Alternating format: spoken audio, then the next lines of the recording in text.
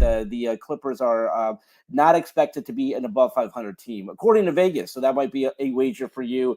I'm going to have to pull up the exact number, but I think it was at 40. Grant, your thoughts on that? Again, I think Ty Lue is one of the best coaches in this league. I think if Kawhi is healthy, I mean, I don't want to say it's a huge if, but it has been. Listen, in my view, this is a play-in tournament team, not really a top 4 seed this season. But your thoughts on that win total?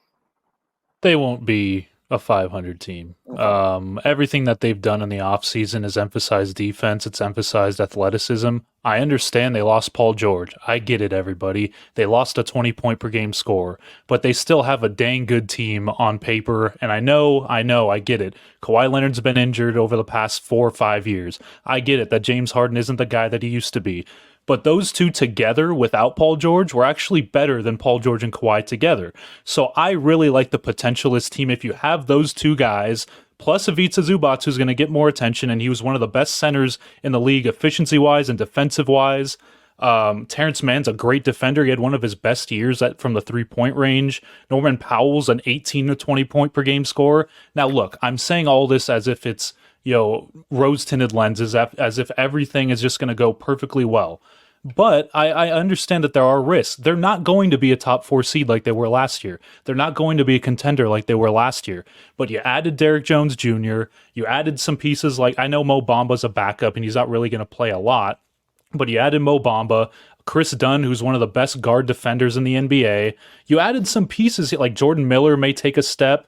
I know Kevin Porter Jr. has his legal issues, but he's still a pretty good scorer, so I'm excited to see what he can bring if he does play. So I really like the makeup of this Clippers team. They're not going to contend for a championship. I never thought that with this team. Once they lost Paul George, I was out on them being a contender. But the fact that people have them as a 11 seed, a 12 seed behind the Rockets and the Kings, I know Armand, who's right here in this stream right now, believes that.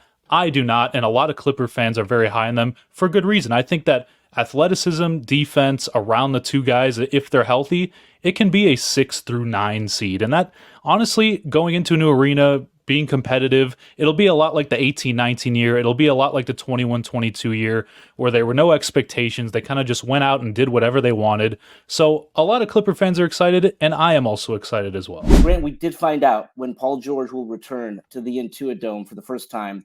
I think we both agree it's odd that it's on a Wednesday, but the NBA is weird like that. So like this still could get the primetime treatment. It probably will. I mean, there's no doubt that this has to be given. Whether it's on. I mean, would that be a TNT game? Is that it's a Wednesday game, Arash? So it'd probably be ESPN. Yeah. All right. All right. Listen, I think we both know how he will be received just because of everything that he said and done. I don't want to say that he's tone deaf, but some of the things that he said about the Clippers and being on the B team and things like that, it's like, regardless if that's what you feel, like he's just digging himself a bigger and bigger hole.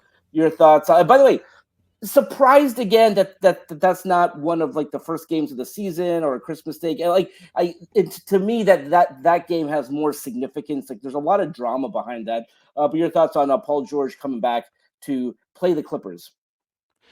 I think it should have been one of the prime games. I think it should have been probably opening night or Christmas Day, but I digress. I think that a lot of people are kind of mixed outside of the Clipper community in terms of what the reception's going to be. Is he going to be booed? Is he going to be cheered on?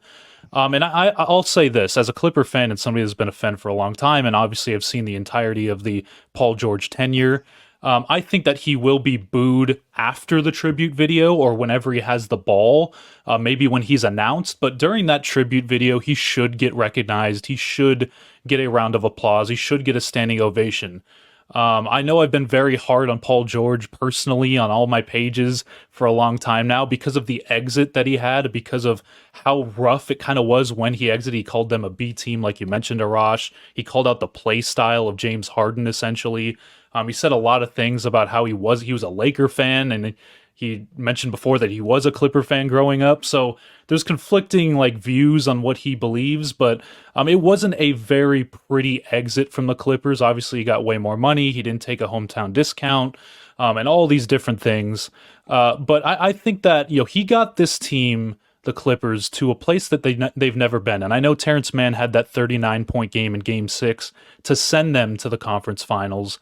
But Paul George was a big reason of why they even were there. So for a guy like that, he's a Clipper legend. He's an all-time Clipper for history. I mean, he's never going to not be that.